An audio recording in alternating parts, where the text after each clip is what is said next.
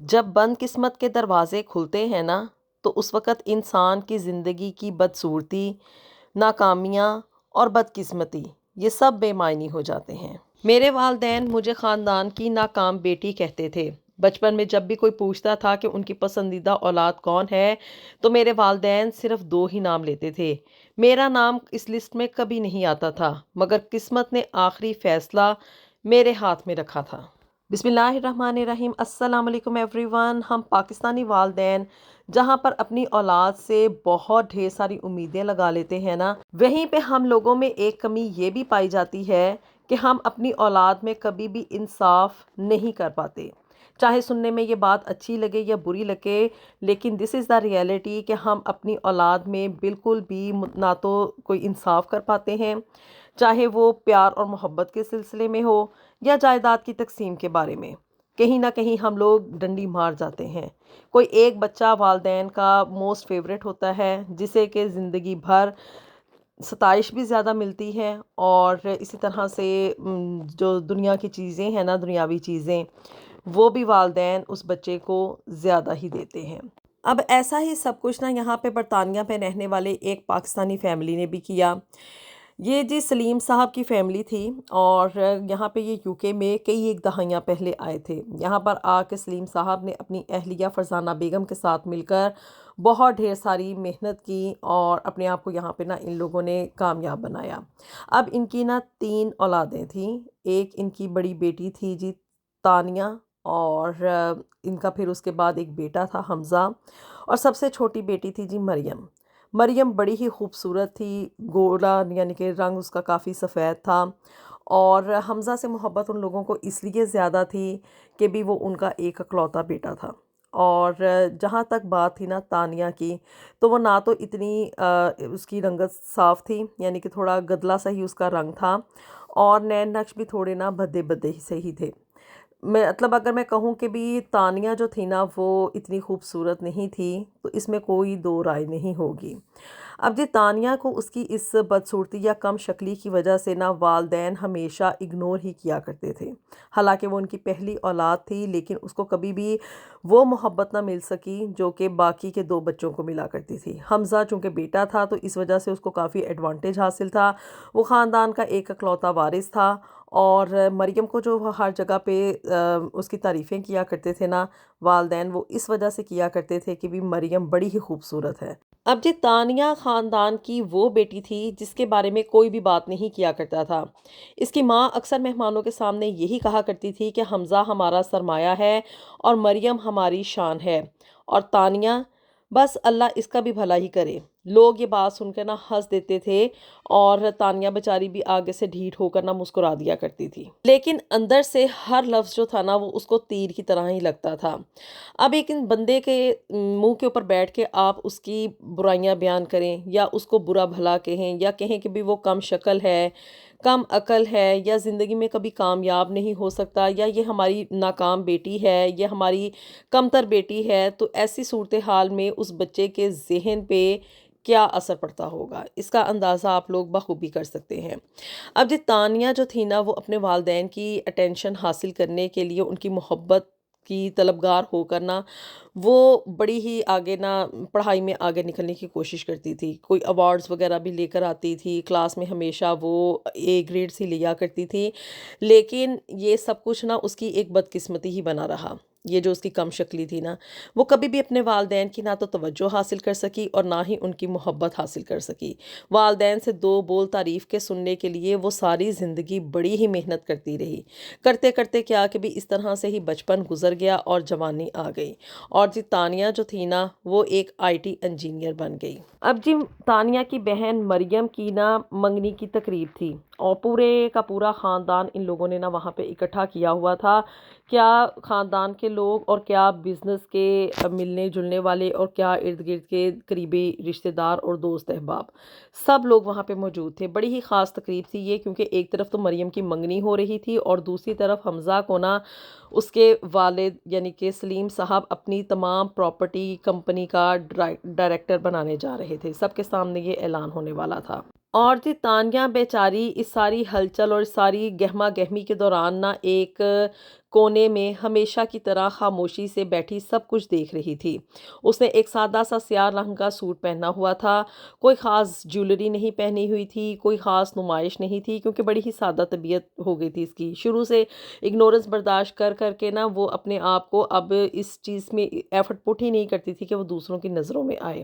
اب جی سارے کے سارے خاندان کو نا ہمیشہ یہی لگتا تھا کہ تانیہ جو ہے نا وہ ایک معمولی سی آئی ٹی کی کوئی نوکری وغیرہ کر رہی ہے۔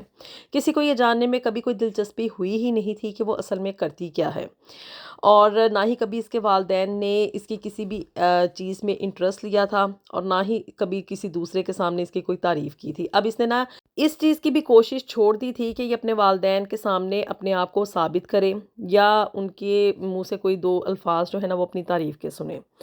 اب جی اچانک نا اس گہما گہمی کے دوران نا اس کی جو خالہ تھی نا شبانہ، وہ ایک عورت کو لے کر اس کے سامنے آ کر کھڑی ہو گئی، اور ان کے چہرے پہ نا ہمیشہ کی طرح سے ایک طنزیہ سی مسکراہٹ تھی۔ جب بھی یہ تانیہ کا تذکرہ کسی کے سامنے کرتے تھے نا تو یہ اس کو نیچا دکھانے کے لیے، اپنے آپ کو برتر ثابت کرنے کے لیے نا پورے کا پورا خاندان تانیہ کی بدخویاں ہی کیا کرتے تھے۔ اس کے اندر جتنے ویک پوائنٹس ہوتے تھے اس کی کم شکلی کی وجہ سے نا سارے اسی کو گنوایا کرتے تھے۔ اب جی اس کی خالہ نے نا اس عورت سے یہ کہا کہ یہ ہے ہماری تانیہ، اور وہ زور سے ہنسنا شروع ہو گئی کہ یہ ہماری وہ بیٹی ہے جس کا ہم زیادہ تر کسی سے ذکر نہیں کرتے ہیں، اسے دوسروں سے ہم چھپا کر ہی رکھتے ہیں۔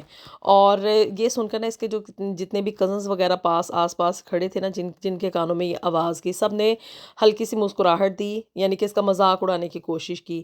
اب جی اس کی خالہ نے نا اپنی بات مزید جاری رکھی۔ بچپن سے ہی یہ نا بڑی عجیب تھی، نہ شکل، نہ صورت، نہ کوئی سوشل سرکلز، نہ کوئی خاص کامیابی۔ اب یہ سب کچھ سن کے نا تانیہ آگے سے خاموش رہی۔ پھر جی خالہ نے نا ایک آخری وار بھی کیا کہ اگر سچ پوچھیں تو خاندان کی سب سے بڑی مایوسی نا یہ لڑکی ہی ہے۔ اب چند لمحے خاموشی رہی، اور پھر اس کی خالہ جس عورت کے ساتھ کھڑی نا یہ ساری باتیں کر رہی تھی نا، اسی عورت نے اپنی جیب سے ایک موٹا سنہری حروف والا بزنس کارڈ نکالا، اور اس نے یہ کارڈ جو تھا نا اس کی تانیہ کی خالہ کے ہاتھ میں دے دیا، اور پرسکون لہجے میں اس نے یہ کہا کہ دلچسپ بات یہ ہے کہ آپ کی خاندان کی اس ناکام بیٹی کی وجہ سے ہی میں آج یہاں پر آئی ہوں۔ یہ سن کر نا خالہ کے ماتھے پہ تھوڑی سی تیوریاں سی آ گئیں۔ اب جی خالہ شبانہ نے یہ کہا کہ کیا مطلب؟ خاتون نے تانیہ کی طرف اشارہ کرتے ہوئے کہا کہ یہ تانیہ خان ہے اور یہ چیف لیگل آفیسر ہیں۔ پورا حال جو تھا وہ خاموش ہو گیا، خالہ کا رنگ فک ہو گیا۔ اس اجنبی عورت نے صاف آواز میں یہ کہا کہ تانیہ خان برطانیہ کی سب سے بڑی سائبر سیکیورٹی اور ڈیجیٹل انفراسٹرکچر کمپنی کی بانی اور CEO ہیں۔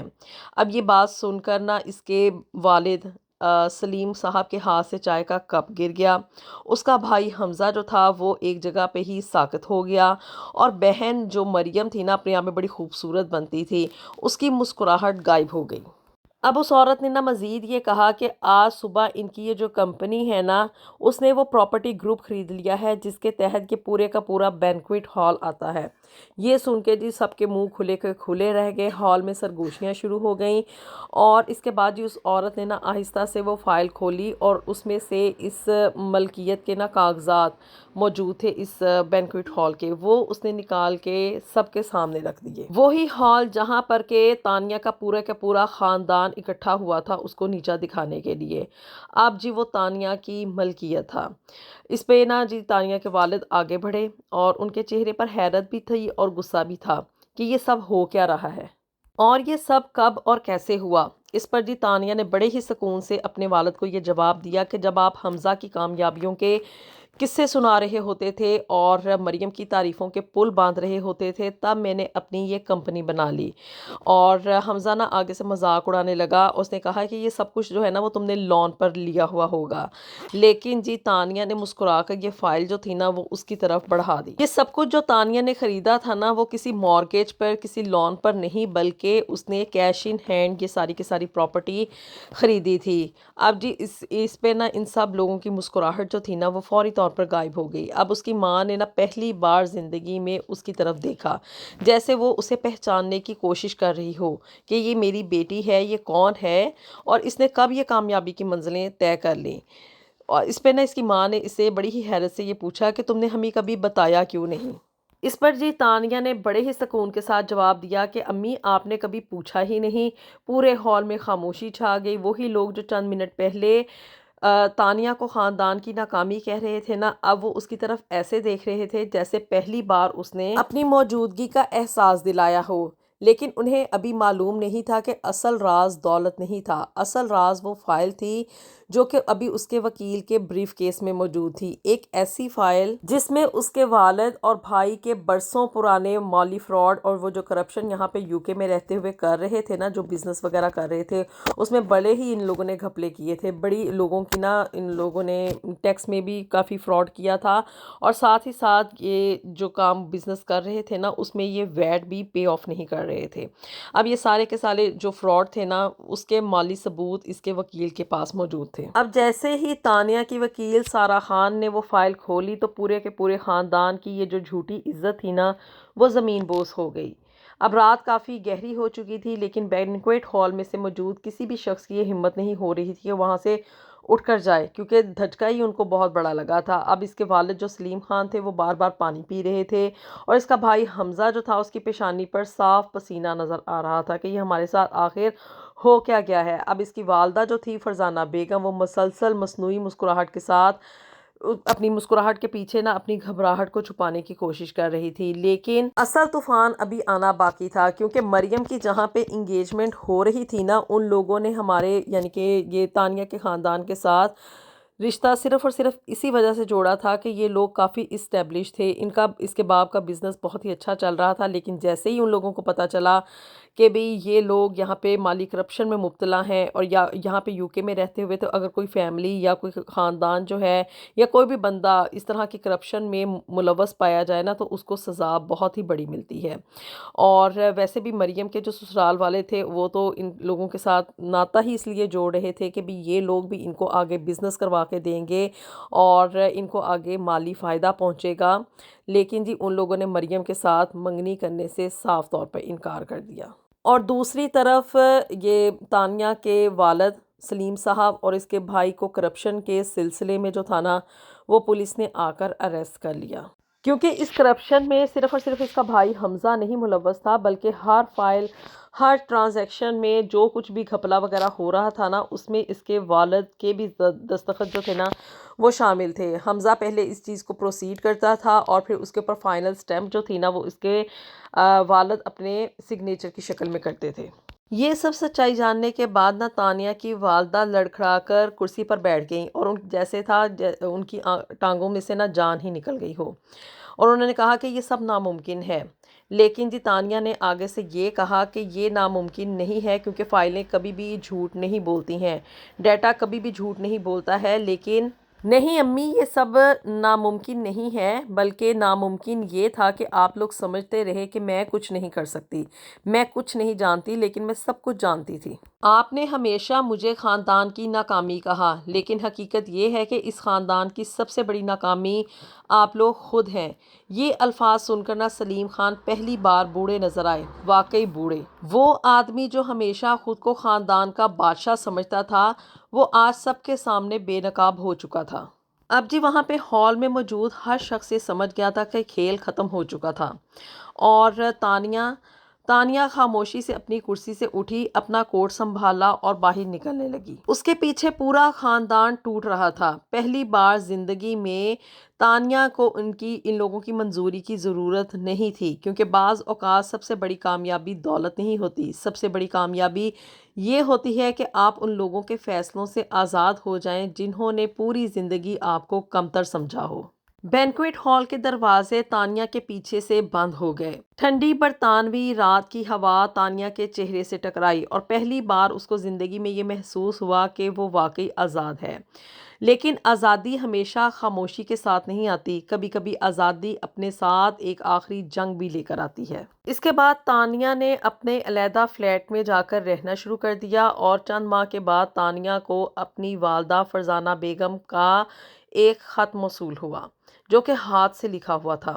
خط میں صرف ایک جملہ تھا: تانیہ، میں نے پوری زندگی غلط بچے کو ثابت کرنے کی کوشش کی، اور آخر میں خود ہی غلط ثابت ہو گئی۔ یہ خط نہ تانیہ نے کئی بار پڑھا اور پھر آہستہ سے فولڈ کر کے اس نے اپنے ایک دراز میں رکھ دیا۔ معافی کا مطلب بھول جانا نہیں ہوتا۔ معافی کا مطلب صرف یہ ہوتا ہے کہ آپ اپنے زخموں کو اپنی زنجیر نہ بننے دیں۔ کیا آپ کے خیال میں تانیہ کو اپنی ماں کو معاف کرتے ہوئے اپنی ماں کے ساتھ جا کر دوبارہ سے رہنا چاہیے، یا کہ اس نے یہ جو قدم اٹھایا کہ بھی ساری زندگی والدین کی طرف سے اگنورنس کی وجہ سے وہ نہ جانے کتنا اندر سے جلتی ہوگی، کتنا کڑتی ہوگی اور کتنی کوشش کرتی ہوگی کہ اس کے والدین جو ہیں وہ اس کی تعریف میں چند الفاظ ہی بول دیں، لیکن اس کے والدین ایک طرف تو حمزہ کو بیٹا ہونے کا ایڈوانٹیج دیتے رہے اور دوسری طرف مریم کی خوبصورتی کی وجہ سے اس کی تعریف کرتے رہے، اور تانیہ ساری زندگی ان کی اگنورنس کا ہی شکار رہی۔ اور اب جب کہ تانیہ زندگی میں کامیاب ہو چکی ہے اور اتنی سکسیسفل ہو چکی ہے کہ پورا برطانیہ اس کی تعریفوں کے گن گاتا ہے، تو ایسی صورتحال میں اب اس کو اپنی والدہ کو معاف کرتے ہوئے دوبارہ سے اپنی والدہ کے گھر میں جا کر رہنا چاہیے۔ اللہ تعالیٰ ہم سب کے لیے دنیا اور آخرت میں ڈھیر و ڈھیر آسانیاں پیدا فرمائے، اور اللہ تعالیٰ ہم سب کو انصاف کے اوپر قائم رہنے کی توفیق عطا فرمائے۔ ملیں گے آپ سے نیکسٹ ویڈیو میں with something new and something very interesting. Until then, اللہ حافظ۔